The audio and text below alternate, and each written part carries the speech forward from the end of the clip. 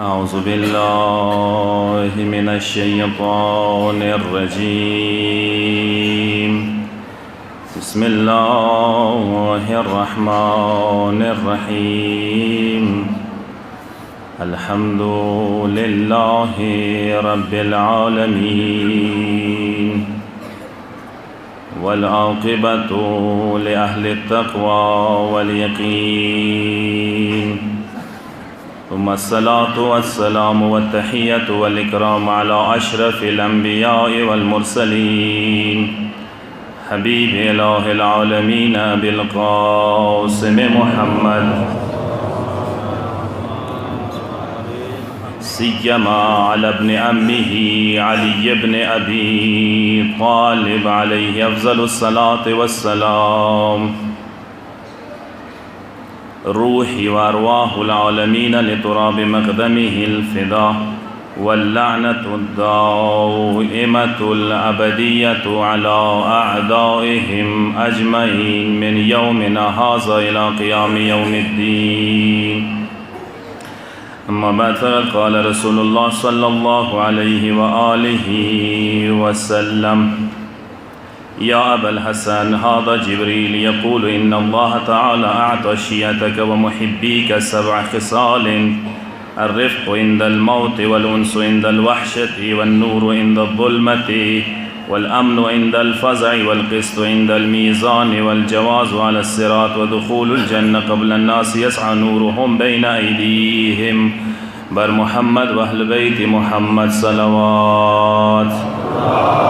اللهم صل على محمد وعلى محمد.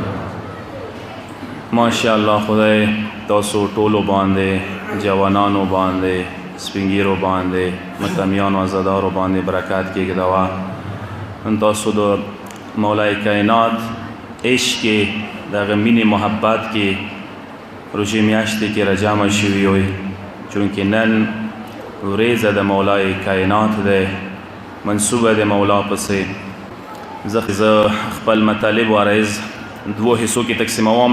یوه مقدمه صرف تا د نن ورځې پیغام تاسو ته ورسېږي، هغه نه بعد د مولا معارف و مولا فضایل، تا د مولا شان ګرچې ما تاسو ته معلوم دی، خو دا انسان دغو معارفو سره، عقایدو سره عقیده نوره مضبوطیږي، ایمان نور مضبوطیږي، کومې لارې باندې انسان روان وي نور محکم کیږي. کوم حدیث ما تاسو خدمت کې عرض کړلو، پیغمبر اکرم حدیث دی. ته د حدیث کې پیغمبر د شیعو خصلتونه ښیي مولای کائنات ته، ورته یې چې یا ابوالحسن هذا جبریل یقولو، ای ابوالحسن جبریل ما ته راغلی و، عرض یې وکړلو چې ان الله تعالی اعطى شیعتک 7 خصال. علی ته ما طرف نه دا پیغام ورسوه چې ما تا شیعو ته 7 خصلتونه 7 خصوصیات ورکړي دي. تا شیعه ما 7 صفاتو سره، 7 خصوصیاتو سره، 7 خصلتو سره خاص کړي دي. دا خصلتونه صرف شیعو ته دي، دا امتیازات صرف شیعو ته حاصل دي، بل چاته نه دي حاصل. اولین صفات پیغمبر اکرم بیان کوي چې جبریل پروردگار طرف شیعو ته عطا کړی دی: الرفق عند الموت. که چیرې د علی شیعه مؤمن یې، اهل بیتو محب یې، عاشق یې د اهل بیتو، الرفق عند الموت، مارک ټیم کې رفیق و همراه و دوست بدوي. مارک ټیم کې به د ملګری و رفیق ضرور وي. مارک ټیم کې تنها نشي پته کېدای، ویلې چې د علی منونکی. دویم صفات پیغمبر اکرم ذکر کوي چې والانس عند الوحشة، کله چې وحشتو، کله چې د خوف و ډار مرحلې در باندې رسي، انیس و مونس به در سره وي، یو مددگار به در سره وي. خپلې دغ عشق و علی محبت باجې نه هغو سختو مرحلو کې د مدد کوای شي. والنور عند الظلمة، او دریم خصوصیات د علی منونکو شیعه و محبینو دا دی، ظلماتو تیارو کې نور به ورسره وي، یو نور به ورسره همراهي کوي چې هغه نور به د دې راهنما وي. دریم صفات والامن عند الفزع، هغه فزع ولا ورېځه، هغه د سختۍ ولا ورېځه، هغه د تکلیفو ولا ورېځه، محشر ولا ورېځه څه خلق امن سے ساروي شیعو ته یو امن ورکړی شوي د اهل بیت و مودت و محبت واجینا. بل صفات څه پیغمبر اکرم به کې بیان کی والقسط عند المیزان، میزان ټیم کې څه کله میزان مرحله راشي شیعو ته قسط و عادل سره فیصله توقع و امید وي څه هغوی ته قسط میلو شي. والجواز على الصراط، بل صفات و بل امتیاز بل خصوصیات د علی منونکو د پاره شیعو د پاره دا دی والجواز على الصراط، پل صراط باندې تیرېدلې د پاره به شیعو سره جواز موجود وي. علی منونکو سب جواز موجود وي، پاسپورت به سره موجود وي، د علی مینه پرچا به سره موجود وي چې هغه پل صراط باندې تیرېدای شي ورسره. بل صفات ودخول الجنه قبل الناس يسعى نورهم بين ايديهم، ټول خلکو نه مخکې به شیعه د علی منونکي جنت ته نوځي. دا د علی ولا، دا د علی د مینې برکات دی چې ټول خلق به انتظار کی وي، عالم به انتظار کی وي د علی مینې محبت والا به جنت ته نوځي. او نورهم بین ایدیهم، هغوی نه مخکې به یو نور وي چې هغه نور رهنمایي کې به دوی مخ ته روان وي. خو یاد وساتئ د علی منونکو لکه څنګه دوره زیات سهولیات، دوره زیات پروردگار عالم سهولت او دوره زیات امتیازات د علی منونکو ته ورکړي دي. صورت علی منونکو سه خدای مینه ده، صورت تاسو سه اهل بیت مینه ده، صورت تاسو علی باندې ګران یوي. اندوره علی تاسو نه توقعات و امیدونه اشته دي. دا توقعات و امیدو خیال ستلا پکار وي. ٹھیک ده ما تاسو علی غونته زندگی نشو تیروای، مولا غونته زندگی نشو تیروای، هغه غونته خوراک نشو کوای، هغه غونته لباس نشو چوای، هغه غونته سختۍ نشو تیروای. په مولا جملې د سیدی صادم منونکو ادم شیاو ٹھیک ده ما غونته کې سختۍ نشو تیروای، ما غونته کې خوراک نشو کوای، لباس نشو چوای، خو موسم مدد وکوي، کوشش وکوي چې مال یارې باندې روان شوي. ازا یو پیغام در کوم هغه نه بعد خپل فضایلو طرف ته رجوع کوم. مولا یو ځکه حدیث بیان کوي کسا چې ما تاسو مولا سره مینه ده، مولا مونږ څه توقعات شته دي. زه مولا توقعات یو حدیث ته ذکر کوم، گوش گزارې کوی او صلوات واستای مولا باندې. اللهم صل علی محمد و آل محمد. دي ته ویلی شي انتظارات مولا، یعنی توقعات د مولا. حدیث کی مولا دسی یی چې شیعتنا المتبازلون فی ولایتنا، ایمو شیعه هغه دي چې هغه ایمو مینې محبت کې خرچا کوای شي. ایمو شیعه هغه دي چې هغه ایمو مینې کې، ایمو ولا کې، ایمو حب کې، ایمو مودت لیارې کې بذل کوای شي، عطا کوای شي. او دا نمونه ده کنه نن چې تاسو ناست یوئ د عظیم مرکز چی نه جوړ شوی دی؟ د ما او تاسو دغه مؤمنانو نظراتو نه جوړ دی. دا د علی مینې اظهار دی چې علی مینه وي، اهل بیت مینه وي. شیعه پیسو باندې اسره نه کوي، سیلیوي باندې اسره نه کوي، مال باندې اسره نه کوي، هیڅ باندې اسره نه کوي. دا بهترین مثال دی. تاسو تاریخ لیدلې ده، زه دغه طرف ته نسم د بحث ورسوغدېږي. میثم تمار، عمار یاسر، کمیل نخعی، دا ټول برجسته اصحاب مالک اشتر د چا مینې کې دنیا نه لاړل. د اهل بیتو مینې کې، اهل بیتو عشق کې دوی خپلې سیلي خپله وینه ویر کړې ده. هارون رشید نه ما تاسو ډېر اورېدلی دی. هارون رشید یو زوی و، قاسم نومېدو. ما و تاسو کسی هارون رشید څنګه یې د خو زه یو زوی ذکر توکه مختصر صرف شارټ. دا قاسم بن هارون رشید دی. دا د علی عاشق وو، دا د مولا محب وو. ایدی وینې کې د مولا مودت و محبت ورکې وو. دی بغاوت شروع کو هارون رشید سره.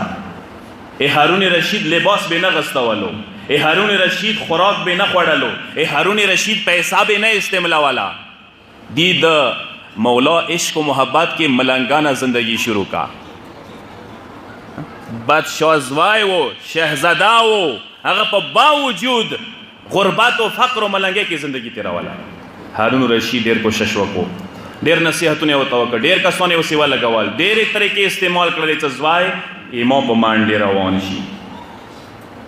چې کله مولا مینه چوک کې نه وځي که نه، هغه ته بیا دولتونه، هغه بیا محل، هغه بیا شهرت، کرسی، لالچ نشي خرپوای.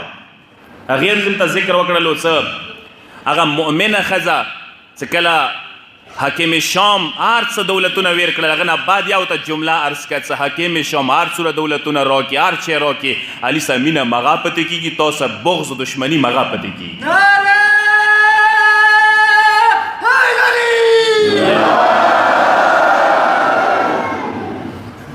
دا د علي مینې برکت دی. هغه قاسم بن هارون رشید چې کله پوه شو چې پلار مې نه پرېږدي، بغداد یا پرېږدولو، لاړلو بغداد نه ووتلو، یوې وریا لکې ته لاړو، چې هغې لکې کې به دي مزدورۍ کوله، چاره به کوله، دې دپاره څه چاره مو قبوله دی، غریبانه قبوله دی، ملنګې قبوله دی، خو علي مینه نشم پرېښلی.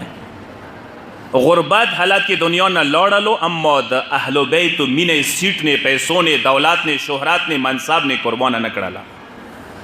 کله چا کې اهل بیت مینه وي که نه، هغه به دغه شي پروا نه کوي چې اهل بیت مینې کې مو پیسه لوړه، اهل بیت مینې کې مو واخذه ویر کړلو، اهل بیت مینې کې مو اولاد ویر کړلو، اهل بیت مینې کې مو سیلې ویر کړل، هغې دغه شی پروا نه کوي. دا د مولا حدیث دی، المتحابون فی مودتنا. ایموش یا هغه دي چې هغوی کې دا صفات په کار دی ورکېږي. دویم چې هغه ایمو وجې نه ولایات رشتې ته ډېر اهمیت ورکوي. دغې جملې لږ ډېر سوچ وکړئ، سټرس په لږ معمولي غوندې کې کوم. هغه خیلو کې نه دی، هغه خیل تر خیلو کې نه دی، هغه ته دا پته څه ولګي چې دا شیعه دی، دا د علي منون کې دی، هغه علي منلې وجې نه، ولایات رشتې وجې نه، شیعتوب وجې نه بل څه مینه کوي. هغه قومیت نه چلوي، هغه قوم پرستی نه کوي، هغه که چا څه مینه کوي علي وجې نه مینه کوي، چا څه بغض کوي علي وجې نه ورسه بغض کوي. دا مهمه ده. هغه خپلو شیعو ته، علي منونکو ته زړه کې بغض و کینه نه ساتي. هغه چې چېرته د علي منونکي ورباندې راشي، هغه زړه سه ورسه مینه کوي، زړه سه محبت ورسره کوي. المتظاهرون فی احیاء امرنا. ایمو شیعه هغه دي چې هغه ایمو امر، ایمو مذهب، ایمو لیارې زنده کولې دپاره، ایمو روش زنده کولې دپاره، ایمو سنت و سیرت زنده کولې دپاره یو بل زیارت ته ورځي، مجلسونه کوي، محفلونه کوي، سارا کینی، یو ځای کینی. نن دغه عظیم مجلس احیاء سیرت اهل بیت مجلس دی. دا دې دپاره دی که نه، دغو مجلسو برکات سره امام ته مذهب قایم دی، امام ته هر یو شای دغو مجلسو برکات سره قایم و دایم دی. هغې یو ځای مو یو ملګري ته دا ذکر وکړو چې که چیرې دا د سکیفې والا څه کوم میراث راغلی دی که نه، چې دې مو سوره خراب کو، سوره تباه و برباد کړلو، که چیرې دا د اهل بیتو مجلسونه نه وی، دا د اهل بیتو متمونه نه وی، دا د اهل بیتو ولا سلسله نه وی، دا یا حسین یا حسین په نامې جمع کېدلی نه وی، د دنیا یوه طاقت بیا مو نشو ورټولوی. دا دغو مراکزو برکات دی، دا دغو مجلسو برکات دی. نن مټ سي مټ ملاو دی، مغا د علي منونکي و چې کوم بېګا و، نه نایو سبا به و انشاءالله. یو صلوات وستی محمد و آل محمد کون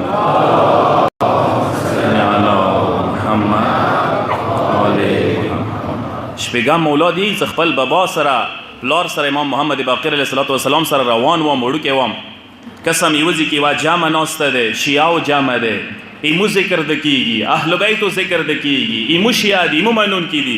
چې کله ایمو بابا ویرغلو، امام ویرغلو، امام ورته یوه جمله عرض کړله، والله انی لاحبکم و احب ریحکم و ارواحکم. پنځم مولا د ورته ایس آ شیعو، آ جمع والا، آ مجلس والا خلکو، تاسو سره د ما ډېره زیاته مینه دی، قسم مو د خدای باندې چې تاسو مونږ ډېر زیات ګران یوئ. تاسو خود را نگرانی، تاسو بدن را نگرانی، تاسو جسم نه بدن نه د خوشبو رسی مو دپاره، یو عطر بوی در نرسی، تاسو روح مو نگران دی، تاسو محفلونه مو نگران دی. دغو ته وړوکې نظیر ونه کوئ، دغو مجلسو محفلو ته دغو ته کم نظیر ونه کوئ. دا ډېر قیمتي سرمایه دی چې مو ته میلاو شوي دی، دا میراث د مو دی. دغو دا دعا کوم خدایه دغو مجلسونه، دغو د اهل بیتو عشق ولا محفلونه مو دنیا کی خو خود بیل ما کی برزخ کی ما تنا بیل ما کی قیامات کی ما تنا بیل ما کی بهشت کی ما تنا بیل ما کی. یا صلوات واسطے محمد و آل محمد و محمد و آل محمد. مولا دی چې شیعو بل صفات داده توقعی مو شیعو نبلا داده الذین ان غضبوا لم یظلموا. شیعه آغا دی دمو منون کی آغا دی کچیر آغا غضب کی روشی غصے کی روشی جذبے کی روشی آغا ظلم نکی چو سارا سورہ حاک دے مخبل حاک باندی وداری تجاوز نکی. او شیعو کلاچ اخپلو منزو کی اخطا شوی کلاچ اخپلو منزو کی بلسا دعواد روغ للا ٹھیک دے اخپل حاکا پورے لوڑشا تجاوز ما کوا زیادائی ما کوا. دا دیر مهم دے انسان نده پکار سا کلا چوسا خپاشوی ناروشوی و بیا مراوتو دو دی حد پوری شید سا بیا ٹکے کئی سی ماو سا مڑے زندایا بیل شوالو بیا دو کفر ٹکے ما کوا. علی منون کی دا ٹکی نکئی اہل بیتو منون کی دا ٹکی نشی کوئی. و این ردو لم یسرفو اشیاء بل صفات داده آغا کچیر خوشحالوی رزیوی کچیر آغا اسایش کیوی کچیر اغوی تا دولت ملوشی کچیر اغوی جشن کیوی خوشحال حالات کیوی اغوی اسراف نکی بدخرچه نکی اغوی لیاری نغڑی کی.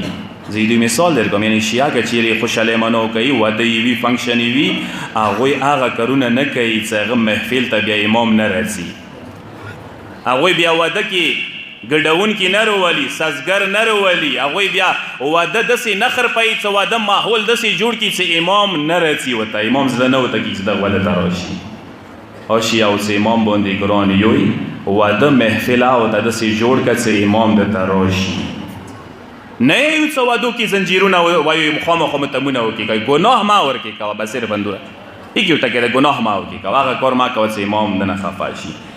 برکتون علا من جاورو اشیاء و بل صفات داده همسایات ور سراوی دا شیعه بل همسایه پارا برکات ده دا همسایه پارا من محبت والا پیکر ده همسایه نظره تکلیف چوتا نرسی ایچو و بنخر پوی ایچو پونا پٹائے نخر پوی همسایه خیال ستی سلم لمن خالتو چوست سووسی زندگی دیر نرم زندگی دیره چوسا چوسی نرم زندگی تی رہی منی محبت نہ ڈاکا زندگی تی رہی.